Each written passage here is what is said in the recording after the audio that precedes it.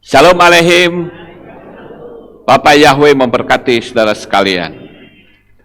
Pada pagi ini kita akan bersama-sama mendengarkan firman Tuhan, Bapak Ibu. Dan materi saya pagi ini saya beri tema Tuhan melihat hal-hal yang mulia dalam diri kita. Sekali lagi, Tuhan melihat hal-hal mulia yang ada dalam diri kita. Namun sebelum saya memulai menyampaikan firman Tuhan, saya akan perkenalkan terlebih dahulu. Pagi ini ada dua orang jemaat yang baru pertama kali hadir dalam ibadah kita. Yang pertama yaitu Bapak Martin dari Citra Indah Bogor. Di sebelah mana duduknya? Ya, di sebelah sini. Kasih salam saudara-saudara. Ya, puji Tuhan. Bapak Yahweh memberkati. Kemudian yang kedua Bapak Agus Suryono dari Kudus. Di sebelah mana duduknya? Ya, kasih salam. Yang ada di samping kiri kanannya. Bapak Yahweh memberkati. Haleluya. Ya, puji Tuhan. Selamat datang bagi kedua jemaat yang baru pertama hadir dalam ibadah kita pada pagi ini. Baik, Bapak Ibu, kita akan melihat bagaimana Bapak Yahweh itu memberikan pemandangan atau melihat manusia itu dari hal-hal yang mulia. Kenapa seperti itu? Karena Bapak Yahweh yang menjadikan manusia menurut citra dirinya sendiri. Jadi, di pemandangan Bapak Yahweh, manusia itu adalah mulia seperti yang dia lakukan. Karena dia sendiri mulia. Bapak Yahweh itu mulia. Dan dia menjadikan manusia itu sesuai dengan gambarnya. Jadi, manusia juga mulia. Kita akan lihat Bapak Ibu beberapa ayat yang menjadi landasan kita pada pagi hari ini. Kita akan baca terlebih dahulu di dalam kitab Shoftim. Kitab Shoftim atau kitab Hakim-Hakim pasal yang ke-6 ayatnya yang ke-12. Di sana dikatakan, dan malaikat Yahweh itu menampakkan diri kepadanya dan berfirman, Yahweh ada beserta engkau, ya pahlawan yang gagah berani. Di sini kita melihat bagaimana Bapak Yahweh itu menyebut Gideon adalah sebagai pahlawan yang gagah berani. Tahukah saudara bahwa Gideon itu sebetulnya juga seseorang yang tidak luput dari kekurangan di dalam kehidupannya. Sama seperti kita, bukan? Kita juga hidup di dunia ini juga banyak kekurangan. Banyak hal-hal yang harus kita pelajari. Tetapi Tuhan yang Maha Kuasa, Bapa Yahweh yang dahsyat itu, melihat saudara, melihat kita, bukan melihat kekurangan kita, bukan melihat keburukan kita, tetapi yang dia lihat adalah kebaikan-kebaikan kita. Yang dia lihat adalah kemuliaan yang ada di dalam diri kita. Kita tentu tahu bahwa Gideon itu juga pernah mengalami rasa takut yang luar biasa. Seorang pahlawan yang gagah perkasa, bahkan dia pun pernah bersembunyi dari musuh-musuhnya. Yang artinya bahwa Gideon dengan kita itu tidak jauh berbeda, saudara-saudara. Cuman bedanya hanya namanya tertulis dalam kitab yang kita baca, kitab suci kita.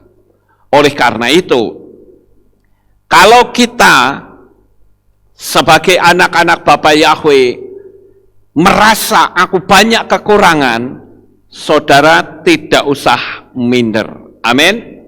Jangan minder Bapak Ibu.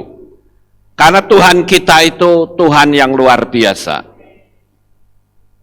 Saya ambil contoh Bapak Ibu tentang seseorang yang memiliki banyak sekali kekurangan, bahkan dia sering kali ditolak oleh banyak orang, tetapi dia sangat gigih untuk mempertahankan dan menyatakan bahwa dia adalah orang yang memiliki kemampuan yang luar biasa.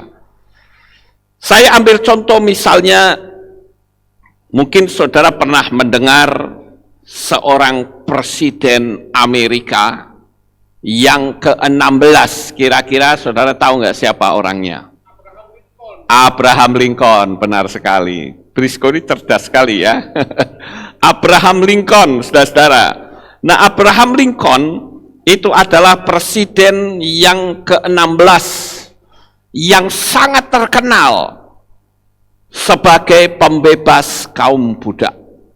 Tetapi pernahkah saudara tahu bahwa sebetulnya Abraham Lincoln itu memiliki banyak sekali kekurangannya? Visi dan impiannya banyak sekali dijegal oleh orang lain. Tetapi dia tetap gigih. Yang pada akhirnya Presiden Lincoln itu berkata, ternyata Tuhan menentukan aku sebagai seorang presiden. Hari ini pun saya bisa katakan bahwa saudara adalah orang-orang hebatnya Bapa Yahweh. Saudara adalah orang-orang terbaiknya Bapa Yahweh. Kenapa saya katakan demikian? Karena engkau dipilih sehingga saudara bisa percaya kepada namanya yang kudus. Nah, saya akan coba untuk ceritakan sedikit tentang Presiden Lincoln ini Bapak Ibu. Karena bagi saya itu sangat menarik dan sangat menginspirasi sekali. Oleh karena itu dengan saya menceritakan ini, saudara tidak ada lagi yang berkata, aku punya kekurangan, saya SD saja tidak tamat dan sebagainya. Enggak ada urusannya saudara-saudara. Yang penting saudara meyakini seperti apa yang Bapa Yahweh lihat, maka hidupmu akan terus naik dan bukan turun. Saya sedikit ceritakan dan beberapa kisah yang sempat saya catat di sini. Abraham Lincoln itu lahir di Hardin County. Kalau ada kata county itu berarti bukan kota besar ya, itu macam kayak kecamatan begitu. Dia lahir di Hardin County, Kentucky. 12 Februari tahun 1809. Dan dia meninggal di Washington DC pada tanggal 15 April tahun 1865 pada usia 56 tahun. Masih muda sekali, saudara-saudara. Jadi, kalau Abraham Lincoln disamakan dengan saya masih lebih tua dari Abraham Lincoln. Tapi dia mati muda, saudara-saudara. Di tahun 56. Dia adalah Presiden Amerika Serikat yang ke-16. Dan dia menjabat sejak tanggal 4 Maret tahun 1861 sehingga terjadi pembunuhan. Jadi Presiden Abraham Lincoln ini dibunuh oleh seseorang, saudara-saudara. Dia memimpin bangsanya keluar dari perang saudara Amerika dan mempersatukan persatuan bangsa dan menghapus semua perbudakan. Pada saat dia kampanye dengan gigih dan berkata, kalau nanti aku jadi presiden, Amerika tidak ada lagi perbudakan. Lalu dia sempat ditanya oleh wartawan, kenapa Bapak bebaskan budak-budak di Amerika? Apa jawaban Lincoln? Dan ini sangat luar biasa. Dia katakan, negara adidaya tidak boleh ada budak. Yang namanya negara adidaya penduduknya adalah orang-orang merdeka, orang-orang yang hebat. Luar biasa bukan, saudara-saudara? Dia memandang seperti Tuhan juga memandang kita semua. Dia memandang kita dari sudut pandang bahwa saudara itu, di dalam diri saudara ada kemuliaan Bapa Yahweh. Diingat baik-baik, saudara-saudara. Di dalam diri saudara itu ada kemuliaan Bapa Yahweh. Nah, sekarang saya akan tunjukkan hambatan-hambatan yang pernah dialami oleh Abraham Lincoln. Pada tahun 1831, Abraham Lincoln ini adalah seorang pengusaha, tetapi dia mengalami kebangkrutan total. Kalau orang bangkrut pasti akan ngelokro ya saudara-saudara. Wah sudahlah habis, saya sudah tidak bisa lagi berbuat apa-apa. Tetapi sekali lagi tidak bagi Abraham Lincoln. Dia selalu memiliki pandangan yang besar dan dia memiliki keyakinan bahwa kebangkrutannya bukan akhir dari segala-galanya. Kemudian dia masuk dalam dunia politik dan di tahun 1832 dia kalah dalam pemilihan lokal. Kalah, saudara-saudara. Sudah bangkrut, kalah sisan. Kira-kira apa yang terjadi kalau itu menimpa kita semuanya? Pasti kita akan sedih, kita akan ngelokro dan kita berkata, selesai sudah hidup saya. Tetapi sekali lagi tidak untuk Abraham Lincoln. Dia kembali membuat perusahaannya untuk bertumbuh. Tetapi saudara, di tahun 1833 Abraham Lincoln mengalami kebangkrutan untuk yang kedua kali. 2 kali loh bangkrut. Dan itu tentu saja memakan banyak biaya di dalam kehidupannya. Kemudian, saudara-saudara, karena mengalami tekanan yang luar biasa, sampai akhirnya pada tahun 1835, 2 tahun setelah dia mengalami kebangkrutan, istrinya meninggal dunia. Wah, sudah bangkrut, istrinya mati lagi, saudara-saudara. Dan 1 tahun kemudian, sebagai manusia dia wajar mengalami tekanan yang begitu luar biasa. Pada tahun 1836, karena dia mengalami tekanan yang hebat, sehingga dia hampir saja masuk ke rumah sakit jiwa. Karena mengalami depresi yang begitu luar biasa. Dirinya tertekan. 2 kali bangkrut, istrinya mati. Wah, sebagai manusia memang syok. Dan akhirnya dia hampir masuk ke rumah sakit jiwa. Kemudian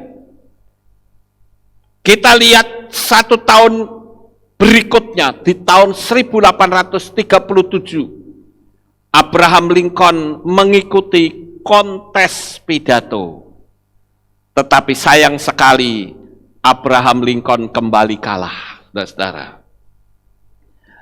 Kemudian dalam kekalahannya itu dia menghimpun kekuatannya kembali.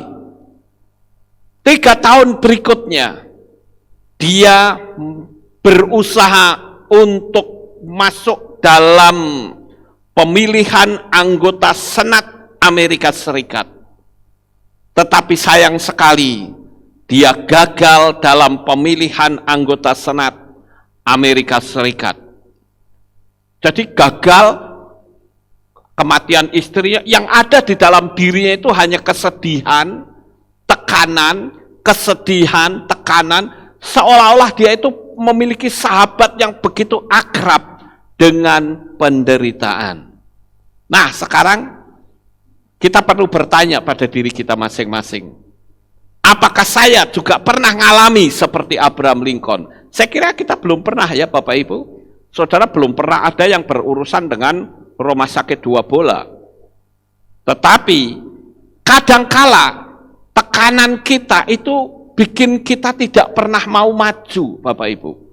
Tapi sekali lagi seperti materi yang saya beri judul bahwa Tuhan itu melihat kemuliaan yang ada di dalam dirimu. Jadi dalam kondisi seperti apapun, saudara harus berkata, aku adalah manusia yang mulia di hadapan Tuhan. Kadangkala ketika kita ngaca, kita berpikir, aduh kenapa ya, kok SD saya tidak tamat, misalnya. Berkata kenapa ya kok saya tidak punya kepandaian. Sekarang ingat saja ketika saudara sedang ngaca atau saudara sedang duduk diam, ayo belajar katakan, aku adalah manusia yang mulia di hadapan Tuhan. Jadi nggak boleh lagi ada yang ngelokro, Bapak Ibu. Kita kembali lagi kisah tentang Abraham Lincoln. Pada tahun 1848, dia mengikuti kontes lagi di Kongres Amerika Serikat. Tetapi sayang sekali kembali kalah. Hidupnya seolah-olah sudah menjadi bahan ejekan. Sudahlah, percuma, kamu nggak ada apa-apanya. Orang banyak membuli dia. Percuma kamu nggak punya potensi. Percuma lah, nggak usah macam-macam. Dia dibuli banyak orang, saudara. Tetapi dia tidak mau mengalami kegagalan. Dia tetap gigih. Dan di tahun 1855, ternyata dia mengalami kegagalan lagi di Senat Amerika Serikat. Jadi kalau kita dengar kayak gini aja, kita rasanya capek banget ya, saudara-saudara. Kok lagi-lagi gagal, lagi-lagi gagal. Tapi sekali lagi, kegagalan itu bukan milik kita. Yang menjadi milik kita adalah kemuliaan Bapa Yahweh. Harus diingat Bapak Ibu. Kemudian, di tahun 1856 atau 1 tahun setelah dia gagal lagi di Senat Amerika Serikat, dia berusaha untuk masuk dalam pemilihan menduduki wakil presiden Amerika Serikat. Tetapi kembali kalah lagi. Aduh, gimana ini hidup kayak begini ya? Jadi kalah dalam pemilihan untuk menduduki kursi wakil presiden Amerika Serikat. Itu tahun 1856. 2 tahun kemudian, dia berusaha untuk masuk dalam Senat di Amerika Serikat, tetapi ternyata dia kalah lagi, saudara. Wah, hidupnya isinya kalah, ya, tertekan, kalah, tertekan terus begitu, saudara. Tetapi akhirnya keberhasilan berpihak kepada dia. Di tahun 1860, akhirnya dia berhasil menjadi presiden Amerika. Hebat bukan, saudara-saudara? Dia gigih. Itu sebabnya dia tadi saya katakan, dia berkata, ternyata Tuhan menentukan aku sebagai orang yang nomor 1 di Amerika Serikat. Jadi, tidak ada alasan bagi kita untuk memberikan predikat aku sebagai orang yang kalah. Tidak ada lagi predikat yang berkata bahwa aku orang yang gagal. Tidak ada lagi predikat yang mengatakan bahwa aku orang yang bodoh. Tidak ada lagi predikat bahwa aku hanya sampah masyarakat. Oleh karena itu, Bapak Ibu, kita harus menyadari bahwa di dalam hidup kita semuanya ada kemuliaan Bapa Yahweh yang tidak akan pernah meninggalkan kita. Itu yang harus kita tanamkan di dalam diri kita masing-masing, Bapak Ibu. Sama seperti yang tadi saya katakan, Gideon itu juga orang yang takut menghadapi musuh. Kita juga seringkali ketika mendapatkan masalah, mendapatkan problem, kita juga mengalami ketakutan yang begitu hebat. Bahkan kadangkala kita tidak berani untuk maju. Tetapi pagi ini saya ingatkan Bapak Ibu Saudara sekalian, bahwa di dalam diri saudara itu ada citranya Bapa Yahweh, karena engkau dijadikan Tuhan sebagai makhluk yang sangat mulia. Ini yang tidak boleh kita lupa, Bapak Ibu. Jangan sampai karena tekanan, tantangan membuat kita jadi jauh dari Tuhan, seolah-olah Tuhan itu tidak peduli dengan kita. Saya selalu mengatakan, setiap tekanan dan tantangan yang datang bertubi-tubi, selama kita tetap gigih berpegang kepada prinsip bahwa aku adalah orang yang mulia, pada hakikatnya nanti saudara akan muncul sebagai pemenang. Dan semakin besar tantangan dan penderitaan kita, semakin besar berkat yang bakal saudara terima. Artinya apa, saudara? Tekanan dan tantangan yang besar itu adalah berkat-berkat yang sedang menyamar. Apakah engkau layak untuk mendapatkannya? Saudaraku yang terkasih, lain Gideon, lain Raja Daud. Kita lihat kehidupan Daud, Bapak Ibu. Nah, kita baca terlebih dahulu di dalam kitab Samuel Alef atau 1 Samuel pasal 16 ayat 10 sampai ayat 13. Di sana dikatakan, dan Isai telah menyuruh ketujuh anaknya lewat di depan Samuel. Tetapi Samuel berkata kepada Isai, Yahweh tidak memilih di antara mereka ini. Lalu Samuel berkata kepada Isai, apakah ini semua anak-anakmu? Dan dia berkata, masih ada yang termuda, dan sebenarnya dia sedang merawat kawanan ternak. Dan Samuel berkata kepada Isai, utuslah orang dan bawalah dia, karena kita tidak akan duduk berkeliling sampai dia datang ke sini. Kemudian Isai mengutus orang membawa Daud masuk, dan dia nampak kemerah-merahan dengan mata yang indah dan wajah yang tampan. Dan Yahweh berkata, bangkitlah, urapilah dia, karena itulah dia.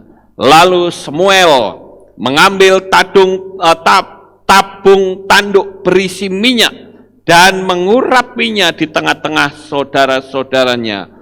Dan sejak hari itu sampai seterusnya, roh Yahweh turun ke atas Daud. Lalu Samuel bangkit dan pergi ke Rama. Bapak Ibu Saudara yang terkasih, kalau kita melihat Daud, ternyata Daud ini termasuk orang yang boleh dibilang dilupakan dalam keluarga. Saya sendiri tidak tahu kenapa Isai bisa berbuat seperti itu. Daud itu adalah anaknya Isai yang termuda. Dan kita tahu bahwa hari itu ada kontes menjadi raja. Kalau saudara punya 5 anak, begitu akan diikutkan kontes, saudara akan ikutkan kelima-limanya atau akan disisain, saudara? Pasti semua, karena itu kontes yang bergengsi. Tetapi aneh ini Daud.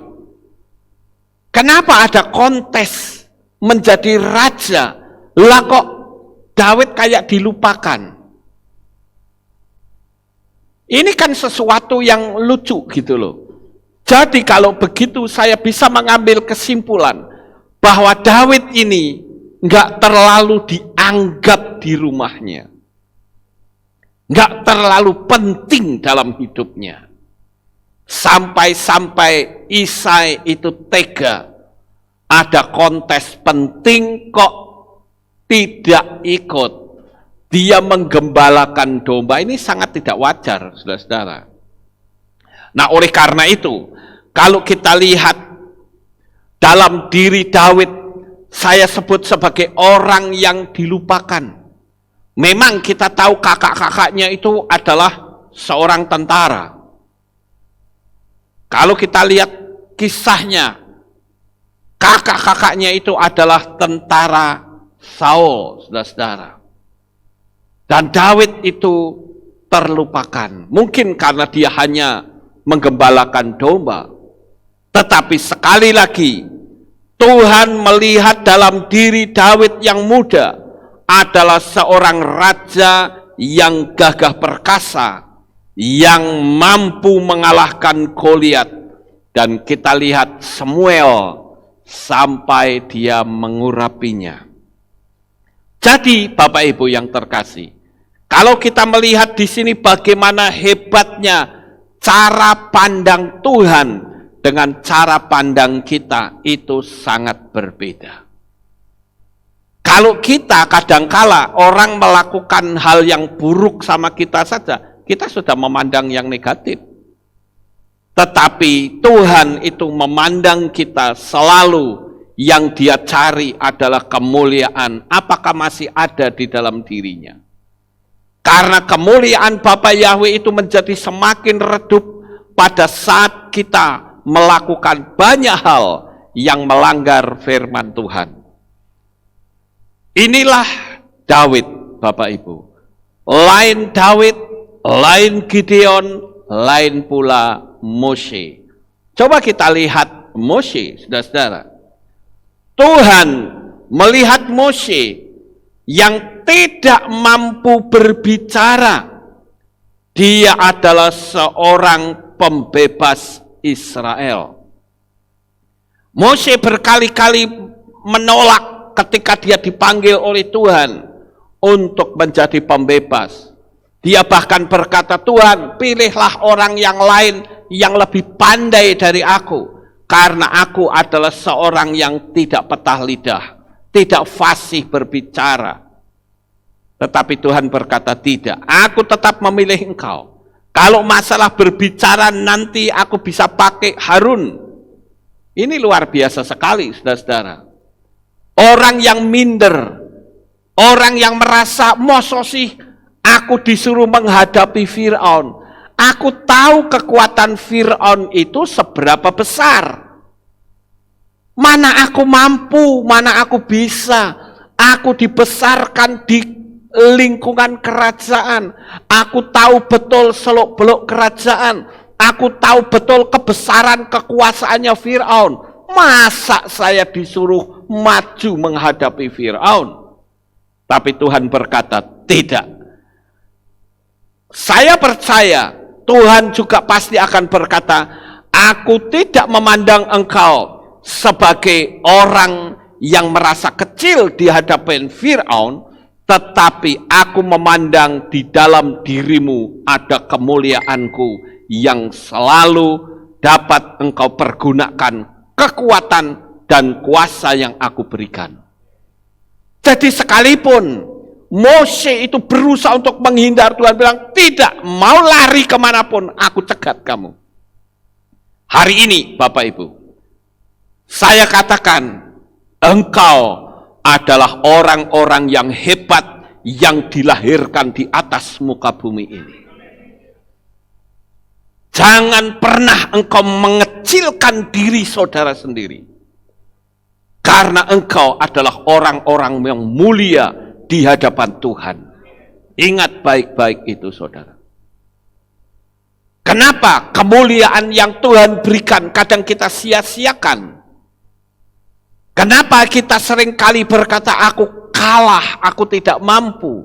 Tapi hari ini saya tekankan berulang kali, engkau adalah orang-orang yang hebat, orang-orang yang luar biasa di mata Tuhan.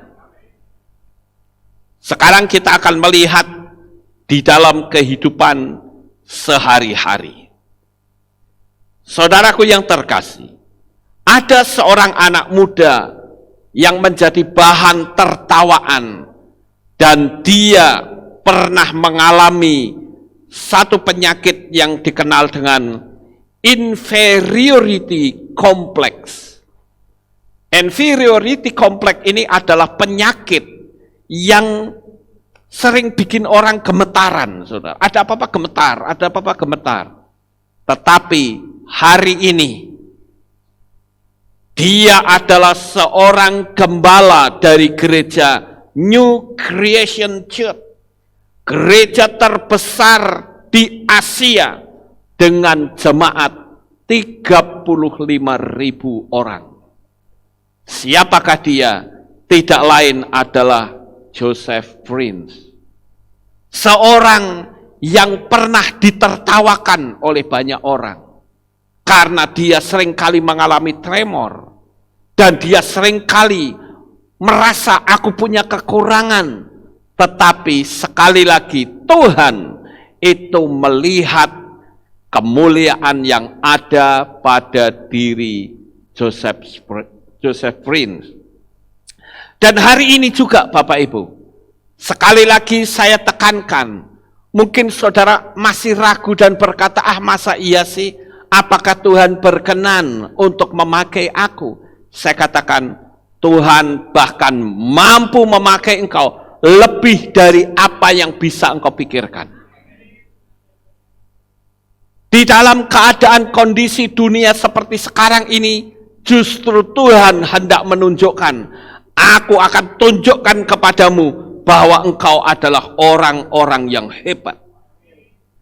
Saudaraku yang terkasih, Tuhan itu melihat ketidakmampuanmu sebagai orang yang hebat yang mampu menaklukkan dunia.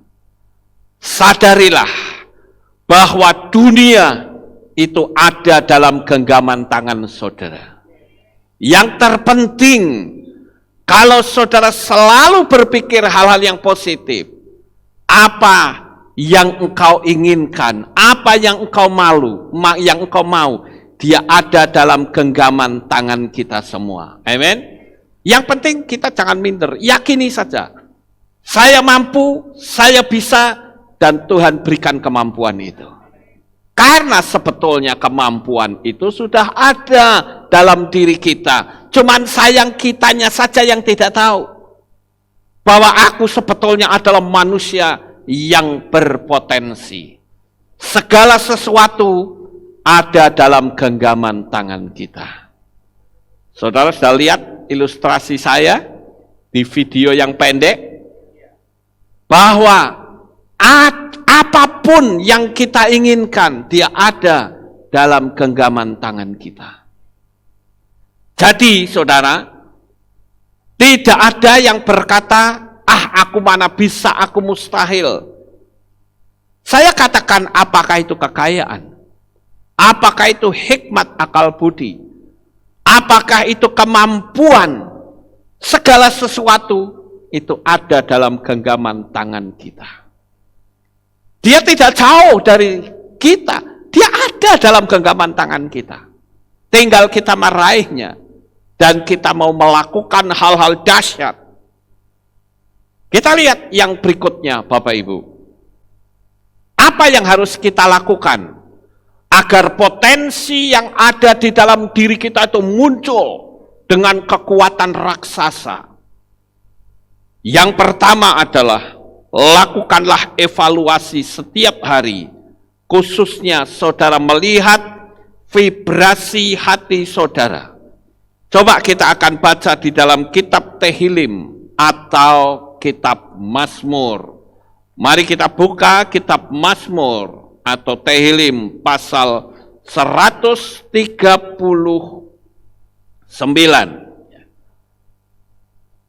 Tehillim pasal 139 dan kita akan membaca di ayat yang ke-23.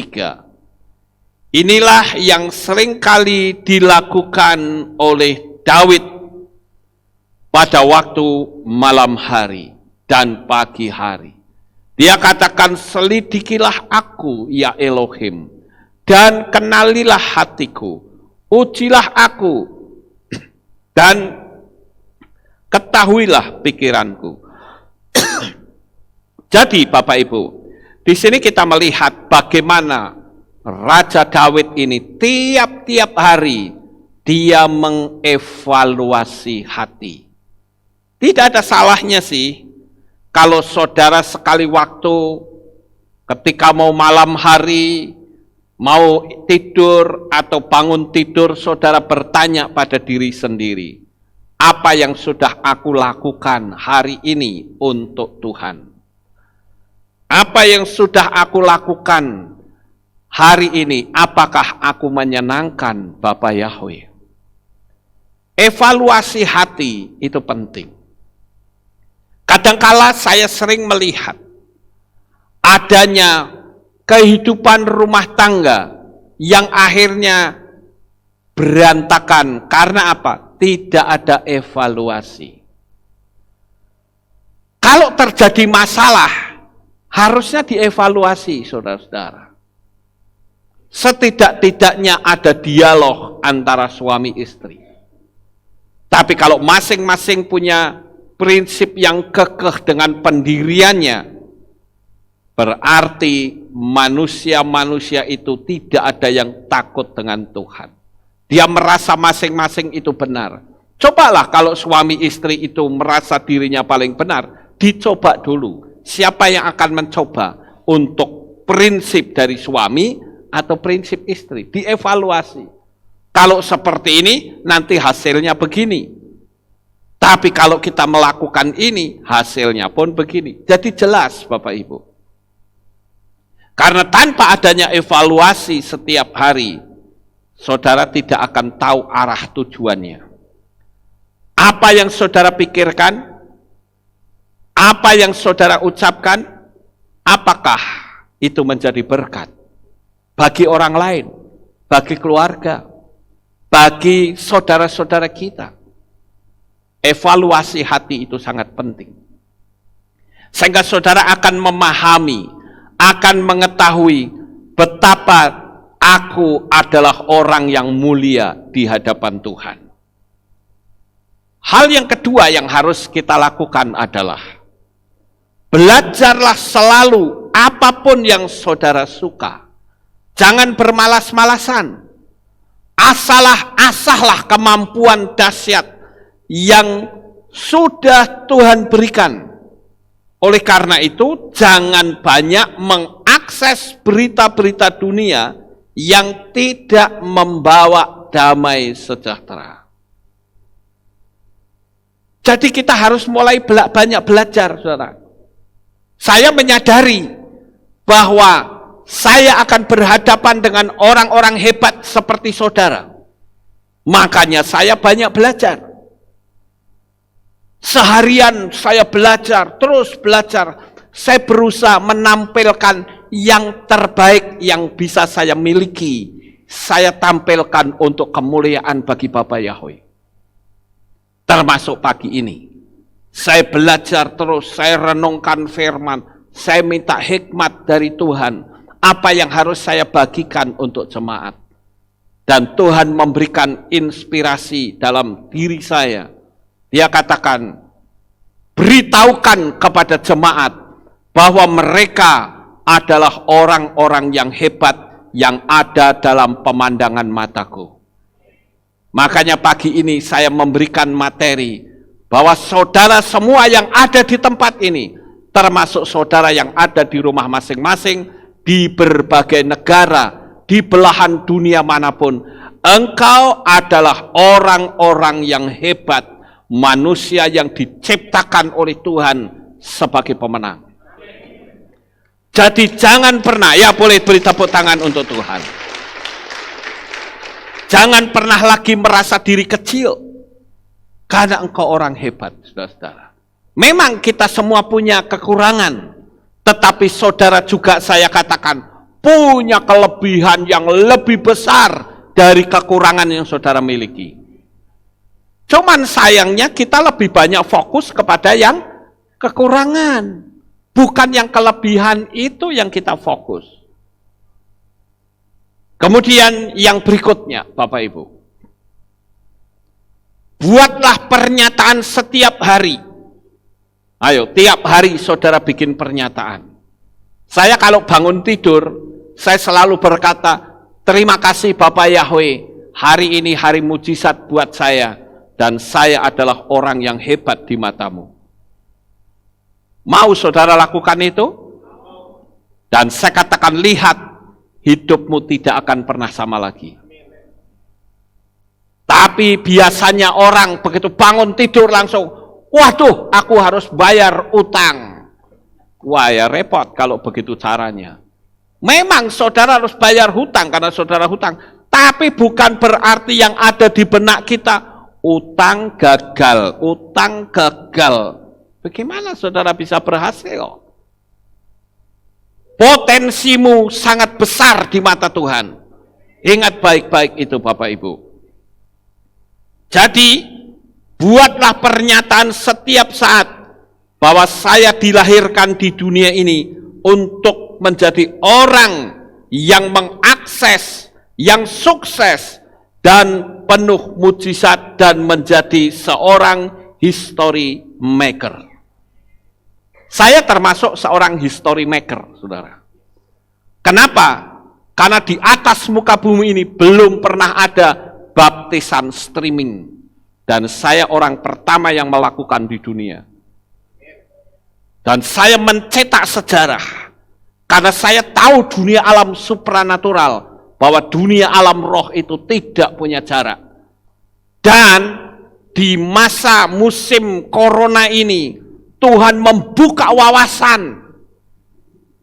Memang mimbar-mimbar gereja di mana-mana ditutup, tetapi ada jutaan mimbar gereja langsung di rumah masing-masing. Kalau dulu orang baptis harus datang ke Kota Magelang, tetapi sekarang melalui streaming, saudara bisa lakukan baptisan bersama dengan saya. Apakah itu sah? Oh, sangat sah, saudara-saudara. Karena alam roh itu tidak punya jarak. Saya pernah pada malam hari, kalau nggak salah sekitar jam 11 atau 12, ada orang yang mengalami tekanan yang hebat. Dia jauh di Papua sana. Dia berdoa, dia katakan, dia telepon saya, dia katakan, tolong Pak Lukas doakan saya. Saya doakan, saudara-saudara. Dan dia manifestasi luar biasa. Saksinya istri saya. Dia dengar sendiri bagaimana saya berdoa, saya speaker. Dia manifestasi. Itu artinya di alam roh tidak punya jarak.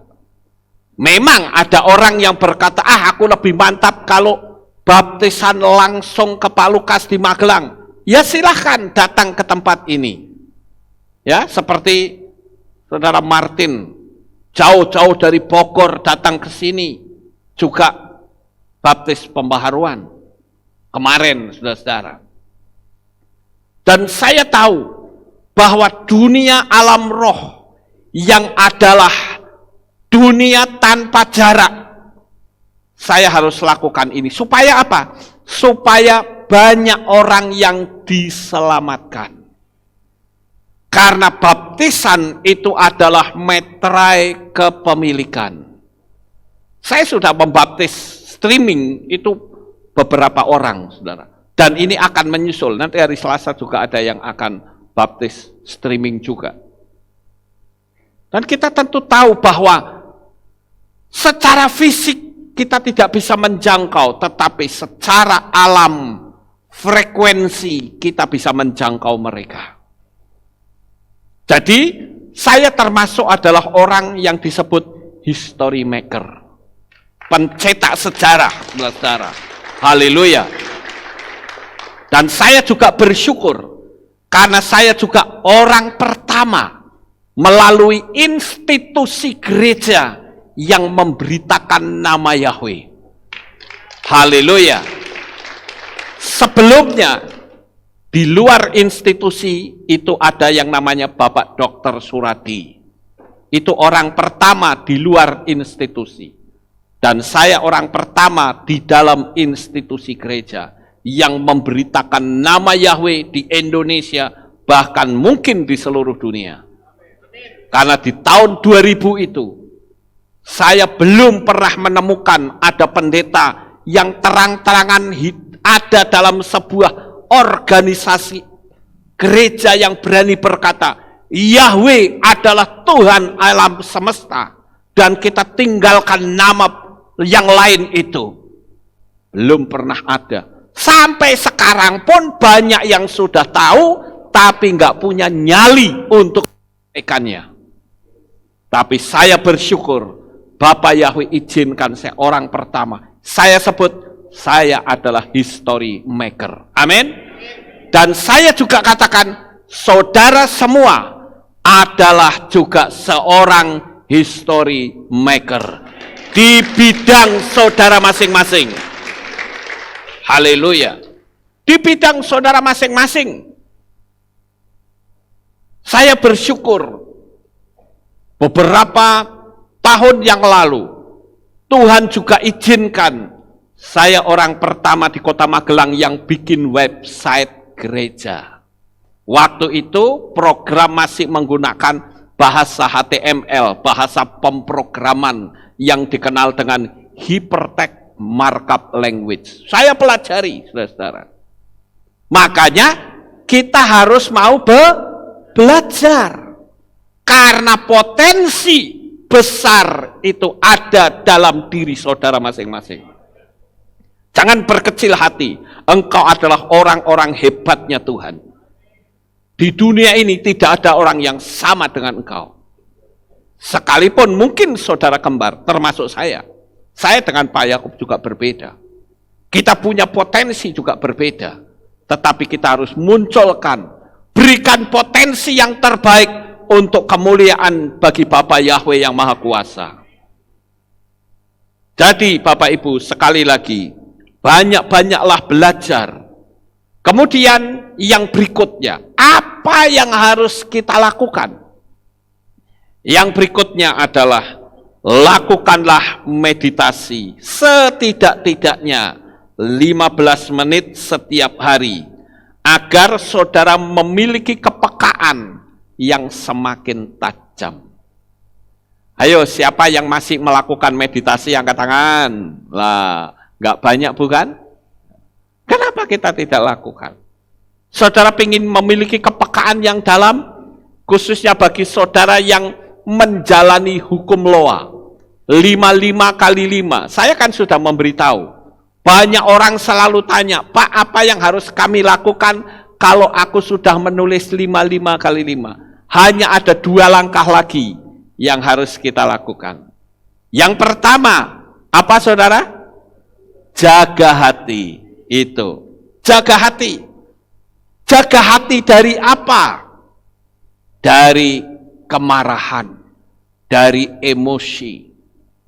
Saudara tahu, tiap-tiap manusia itu memiliki sensitivitas di dalam hati masing-masing. Ada orang yang kesentil sedikit saja, ngamuknya sudah sejadi-jadinya. Dan saya katakan, orang-orang yang hidupnya akan naik, butuh kekayaan yang besar, engkau harus memiliki pola. Aku bukanlah seorang pemarah. Aku bukanlah seorang yang emosional. Orang emosional tahu nggak, saudara-saudara? Kesentil sedikit, marahnya itu seharian penuh. Sampai kelindurnya saja marah, saudara-saudara. Orang-orang yang seperti ini, saudara butuh mujizat? No. terlalu jauh, saudara-saudara. Karena energi kemarahan itu energi yang akan menggrounding setiap mujizat-mujizat yang akan saudara terima. Apalagi saudara yang akan melakukan hukum law of attraction, hukum daya tarik menarik. Nah kalau saudara marah, kan berarti saudara menarik hal-hal yang negatif. Ya mana bisa saudara berhasil? Nggak akan berhasil. Sama seperti saudara pingin buah durian, tetapi yang saudara tanam itu pohon alpukat. Mana bisa? Sampai tua nggak akan bisa, saudara-saudara. Itu sudah hukum alam semesta. Nggak pernah ada pohon alpukat keluarnya durian. Nggak pernah ada. Saya juga tidak tahu apakah kalau pohon alpukat dicangkokkan sama durian, itu bisa jadi. Saya juga tidak tahu. Karena saya bukan ahlinya tanam-tanaman, saudara-saudara. Ya. Misalnya ada pohon, ini pohon pokoknya ini pohon alpukat. Kemudian saudara ambil pohon dari durian, disambung pucuk gitu, dientenkan. Saya nggak tahu bisa jadi atau enggak ini ya. Nanti munculnya satu pohon alpukat, buah alpukat, satunya buah durian. Wah itu unik banget ya. Perlu dicoba nggak kira-kira? Perlu dicoba. Ayo yang punya kesukaan tanam-tanaman, coba dulu. Nanti kalau sudah berhasil jadinya seperti apa, kasih laporan sama saya untuk bahan khotbah saya. Mau saudara-saudara? Saya siap menunggu. Karena kan itu kalau mau dienten itu kan pasti ada waktu, bukan? Kalau saya lihat istri saya mengenten pohon, pohon apa bunga ya namanya itu. Selalu ditempel lah, dikasih plastik, nanti keluar apa bisa menyatu gitu. Bisa hidup. Lah saya nggak tahu kalau pohon alpukat sama pohon durian ditempelkan itu. Nanti bagus sekali ya, munculnya alpukat sama durian. Oh keren itu, saudara-saudara. Itu bisa mencetak sejarah. Saudara menjadi history maker dalam bidang pengentenan. Dicoba dulu, saudara-saudara. Kita nggak tahu karena saya bukan ahlinya. Tapi setidak-tidaknya, ayo, perlu minta hikmat dari Tuhan. Supaya saudara semua menjadi orang-orang yang menunjukkan, ini loh, Tuhan, aku menunjukkan bahwa aku bukan manusia sembarangan. Amen.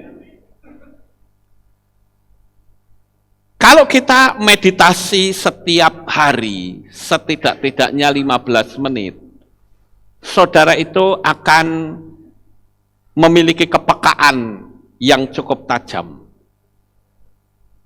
Jangan sampai waktu saudara dibuang sia-sia. Untuk nonton sinetron, misalnya boleh-boleh saja nonton sinetron. Tetapi bukan berarti terus kita jadi terikat.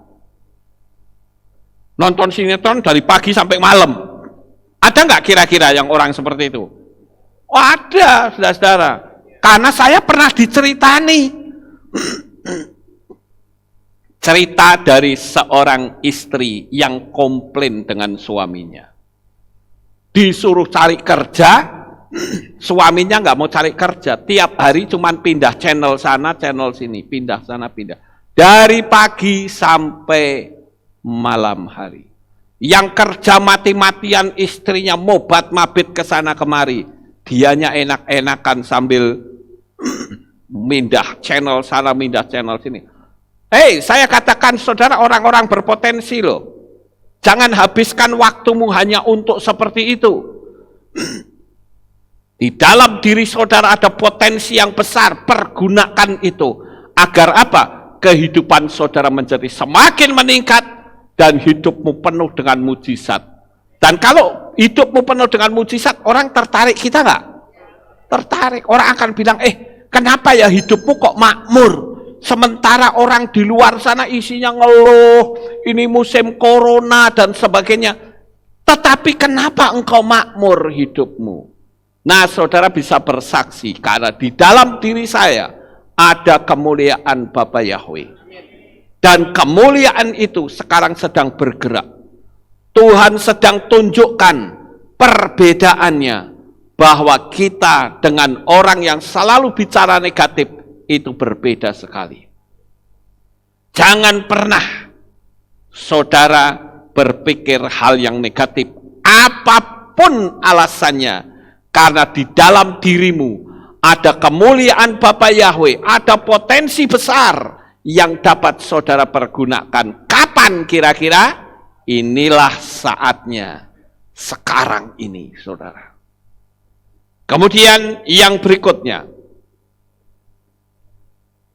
jangan mempercayai ucapan orang yang mengandung kutuk, yang bikin hati tidak damai sejahtera, sekalipun itu diucapkan seolah nubuatan. Ingat, Tuhan selalu melihat diri saudara sebagai orang hebat. Saya beberapa hari ini sedang memberikan konseling kepada seseorang. Saya nggak perlu sebutkan namanya. Tapi bukan orang Magelang, dia di luar kota. Dia itu nonton video saya, dia katakan, Pak Lukas, kok video Bapak berbeda ya dengan guru saya? Saya tanya, emang guru kamu ngomong apa? Dia ngomong, katanya, saya adalah orang yang dikutuk oleh Tuhan. Saya orang yang tidak berguna. Saya orang yang berdosa dan Tuhan marah. Saya bingung, Pak, dengan pengajaran orang ini. Saya tanya, orang itu sudah percaya Bapak Yahweh? Sudah. Tapi dia sering kali mengucapkan nubuatan-nubuatan kepada saya dengan berkata, kamu begini-begini. Sampai saya ketakutan. Kok beda ya dengan pengajaran Pak Lukas? Ya bedalah. Kalau saya kan ada dasarnya firman Tuhan. Kalau itu bukan nubuat tapi lu buat, saudara-saudara. Tahu lu buat? Lu yang bikin. Sampai orangnya ketakutan katanya. Apa yang harus kami lakukan? Saya bilang, kamu sudah percaya Bapak Yahweh belum? Sudah. Kamu sudah dibaptis pembaharuan atau belum? Kalau belum, lakukan.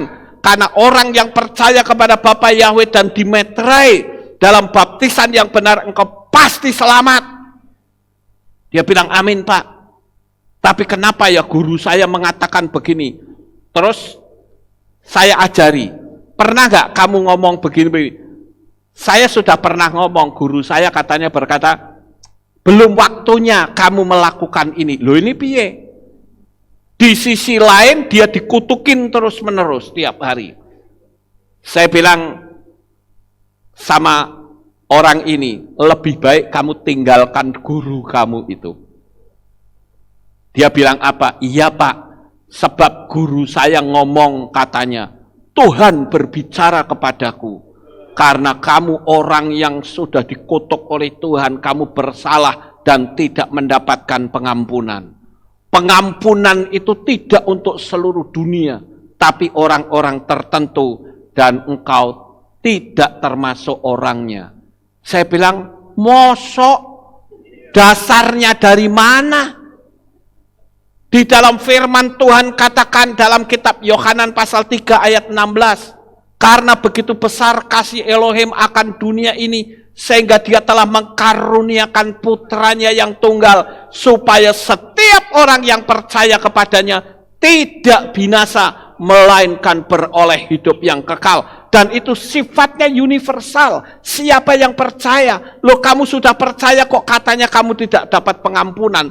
Itu kan meleset dari firman Tuhan. Dia bilang, tapi ini nubuat. Saya bilang, bukan nubuat, lu buat. Itu loh. Saya bilang, tinggalkan orang ini. Kalau kamu masih tetap seperti ini, maaf kalau saya katakan, kutukan orang itu akan terus tembus, dan kamu tidak akan pernah bisa maju. Karena di dalam dirimu ada kemuliaan Bapa Yahweh yang sangat luar biasa dahsyat. Kenapa kamu dengerin orang yang seperti itu? Saya tanya, ini pendeta atau bukan? Bukan, katanya. Lah apalagi bukan pendeta, ngomong sak metu-metune. Iya toh? Kan aneh sekali Bapak Ibu. Saya bukan anti apakah ini pendeta atau bukan, karena saya sendiri juga tidak mau disebut pendeta. Bahkan saudara tidak boleh panggil saya pastor atau gembala, panggil sajalah nama yang sesuai dengan kekeluargaan kita. Saudara boleh panggil nama saja, saudara boleh panggil Dek Lukas juga boleh, Koh Lukas boleh, Om Lukas boleh, Papi juga boleh, apa saja.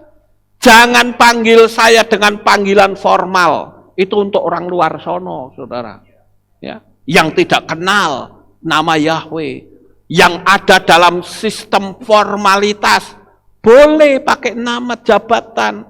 Tapi untuk kita adalah keluarga Aleph Tau yang diberkati oleh Bapa Yahweh. Ya. Jadi sekali lagi saya katakan dengan tegas, tinggalkan orang ini. Itu bukan nubuat tapi lubuat. Dan dia bilang, siapa? Bagus. Ikuti saja streaming dari Aleph Tau. Karena streaming Aleph Tau itu akan membangun hidupmu. Dia bilang, iya. Kalau aku dengar firman Tuhan kok kebalik ya dengan guru saya. Itu bukan guru. Masa guru ngutukin, saudara-saudara? Aneh sekali. Makanya hari ini, sebagai penutup saya katakan, engkau adalah orang-orang potensinya Tuhan, orang-orang hebatnya Tuhan, dan engkau adalah dijadikan Tuhan sebagai pemenang dan pencetak sejarah di atas muka bumi ini. Sukses besar untuk saudara, Bapak Yahweh memberkati. Haleluya. Kita tunduk kepala dan kita akan berdoa. Kami mengucapkan terima kasih dan syukur kepadamu ya Bapak Yahweh. Kami sudah mendengarkan renungan firman-Mu. Dan kami menyadari hari ini betapa dahsyatnya Engkau menjadikanku hidup di dunia ini yang penuh dengan potensi. Dan kami adalah orang-orang yang hidup diberkati oleh Bapa Yahweh. Ada kemuliaan yang tidak pernah berlalu. Terima kasih Tuhan, meteraikan firman ini di dalam hati seluruh umat-umat-Mu. Terpujilah Engkau. Di dalam nama Adonai Yeshua HaMashiach, kami sudah berdoa dan mengucap syukur. Semua yang percaya berkata, amin. Haleluya. Ada pengumuman? Ada, kita akan dengarkan pengumumannya. Shalom, berjumpa kembali dengan kami dalam Aleph Tau Breaking News. Berikut kami sampaikan pengumuman untuk minggu ini. Kehilat Aleph Tau mengadakan kegiatan berbagi kasih yang diadakan setiap hari Sabtu pagi dengan membagikan 50 pack makanan. Bagi Bapak Ibu Saudara yang mau menabur dapat menghubungi Saudari Yolan dan Saudari Weli dengan nomor berikut. Kami, keluarga besar Kehilat Aleph Tau, mengucapkan Yom Huledet Sameach bagi Bapak Ibu Saudara yang berulang tahun di bulan November. Kiranya berkat dan anugerah Bapa Yahweh selalu melindungi saudara semua. Demikian pengumuman untuk minggu ini. Sukses besar, Bapa Yahweh memberkati. Hari ini adalah tanggal berapa saudara? Tanggal 1 November. Seperti biasa tiap-tiap bulan dan minggu pertama, saya selalu berdoa untuk saudara yang berulang tahun. Dan tiap minggu pertama juga kita memberikan persembahan tatangan untuk pembangunan Kehilat yang sampai sekarang masih terus kita urus IMB-nya, saudara. Begitu selesai IMB, kita akan segera mendirikan Kehilat yang baru, yang tentunya akan besar, lebih besar dari ini, 2 kali lipat dari kita sekarang. Ya. Dan itu pun nanti akan menjadi Kehilat terbesar di dunia loh, saudara. Tentu Kehilat yang saya sebut sudah mengakar ke Ibrani dan yang sudah masuk ke pola Torah. Ya, jadi pagi ini ada 2 agenda, yaitu berdoa bagi yang berulang tahun di bulan November, dan bagi saudara yang akan memberikan persembahan tatangan, saudara bisa memberikan, mana ini kotaknya? Tolong bisa ditaruh di sini. Oh, ditaruh di belakang, ya sudah di belakang. Di depan sana ya. Ya, oke, sama di sini ya. Itu yang akan memberikan persembahan tatangan. Yang berulang tahun saya undang maju ke depan, saya akan doakan saudara. Yang berulang tahun di bulan November. Bagi saudara yang tidak berulang tahun, saudara bisa bangkit berdiri dan saudara bisa arahkan tangan saudara ke depan. Ayo, yang berulang tahun maju ke sini. Di bulan November. Ya. Ya.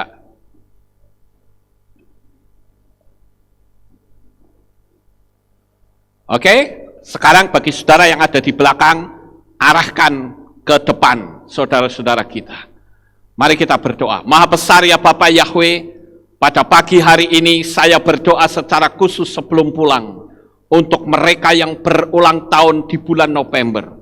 Tuhan, ada tangan-tangan dari saudara-saudara seiman yang mengarahkan kepada mereka, memberkati mereka. Sekarang kami mohon Bapak Yahweh, berkati anak-anak-Mu ya Tuhan. Nyatakan mujizat dan kuasa-Nya, sehingga benar-benar secara hukum profetik, mereka diberkati oleh Bapak Yahweh dengan sangat luar biasa. Terima kasih ya Tuhan, kami serahkan anak-anak-Mu ini. Berilah kado istimewa di hari ulang tahun mereka dengan berkat yang semakin besar. Bahkan apa yang menjadi misi dan visi mereka, semuanya boleh terwujud menjadi kado istimewa daripada-Mu. Yang masih sekolah, berikanlah hikmat akal budi, kepandaian yang semakin bertambah-tambah. Karena kami tahu bahwa mereka adalah anak-anak Bapa Yahweh yang memiliki potensi yang sangat besar. Terima kasih ya Tuhan. Begitu juga dengan anak-anak-Mu yang akan memberikan persembahan tatangan untuk pembangunan Kehilat. Bapa Yahweh memberkati dengan berkat yang berlimpah. Terima kasih ya Tuhan. Inilah doa syukur yang kami naikkan ke hadirat-Mu. Di dalam nama Adonai Yeshua HaMashiach, Juru Selamat kami yang ajaib. Sebentar kami mau pulang ke rumah kami masing-masing. Jaga, lindungi, peliharakan kami sampai di rumah dengan selamat. Terpujilah Engkau ya Tuhan. Di dalam nama Adonai Yeshua HaMashiach kami sudah berdoa dan mengucap syukur. Mari angkat tangan saudara ke atas dan kita akan menerima berkat Kohanim. Haleluya. Yevarechecha Yahweh wa yismereka.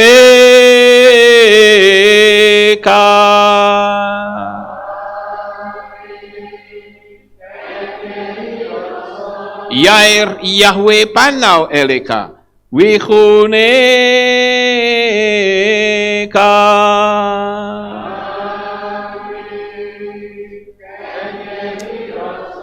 Isa Yahweh panau eleka wa yashem lecha shalom.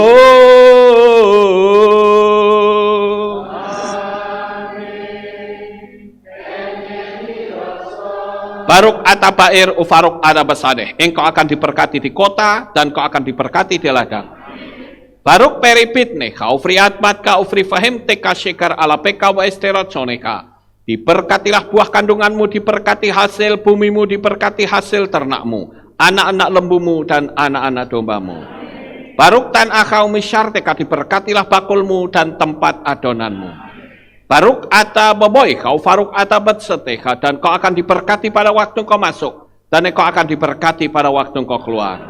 Baruk ata Yahweh Eloheinu melek haolam, besem Yeshua HaMashiach waruah hakodes kile olam faed. Kami sudah berdoa dan mengucap syukur. Haleluya.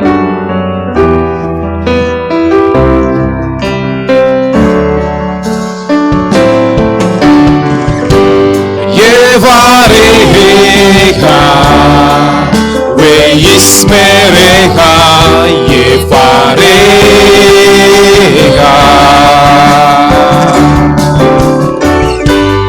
Yair Yahweh panau eleka wituneka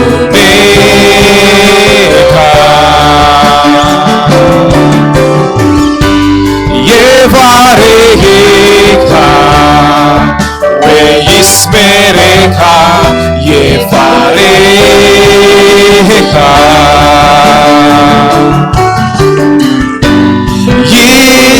Yahweh, Panau Eleka, Mikuneka.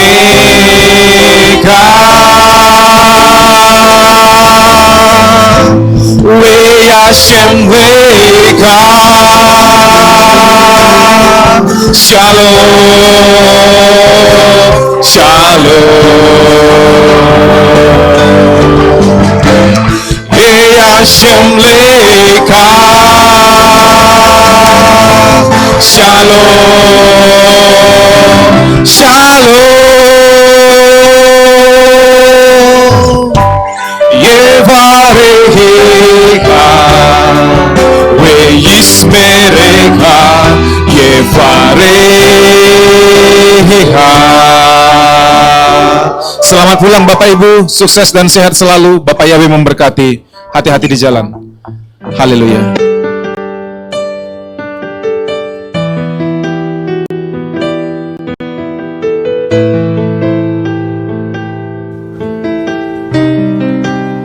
Segala pujian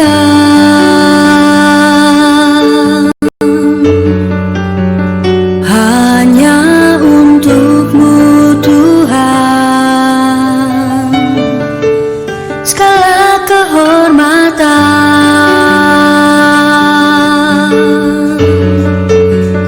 juga punya-Mu Tuhan. Dari puncak tertinggi sampai lembah terlandai, semua karya kasih cinta-Mu, sujud menyembah Sang Maha Pencipta. Hatiku menari disertai derai air mata memanggil nama-Mu, Yahweh Tuhan. Segala kemuliaan hanya bagi-Mu.